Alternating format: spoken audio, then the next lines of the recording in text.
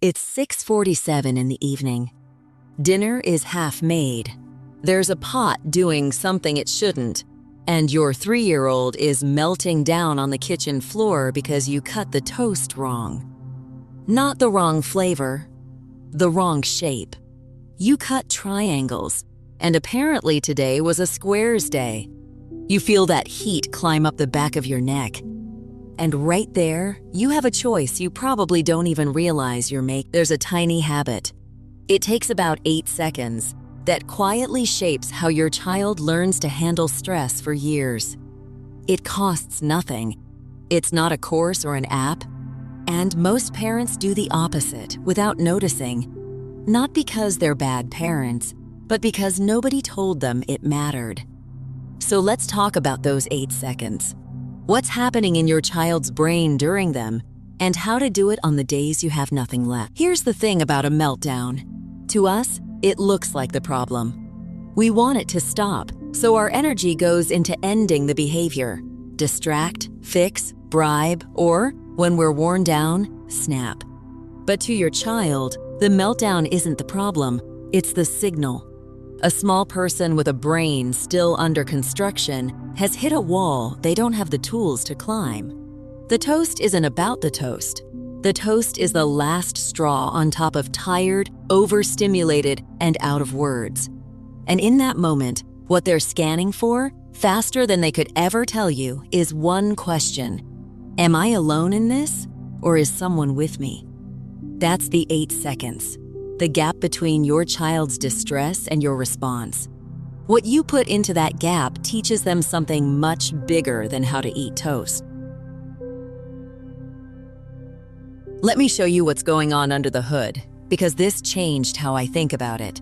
A young child's brain has an alarm system, the part that handles fear and big feelings, and it comes online early and strong.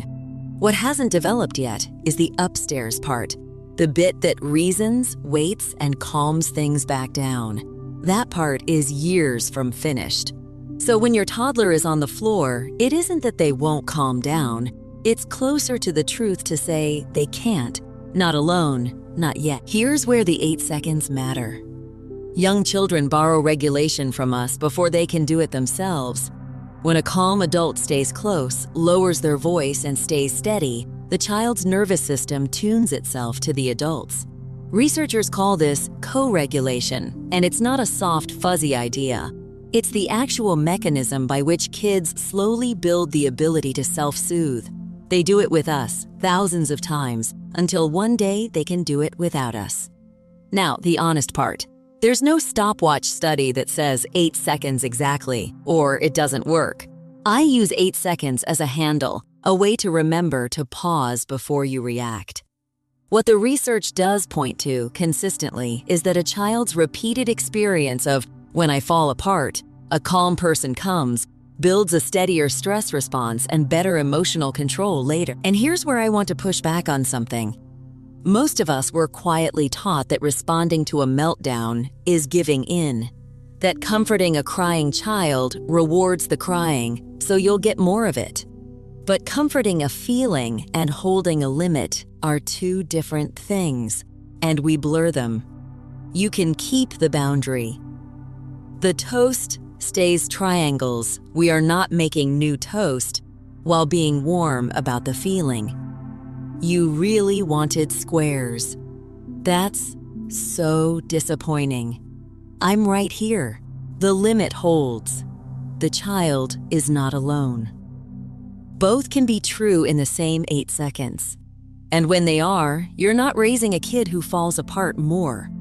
Over time, you're raising one who falls apart less. So what do you actually do?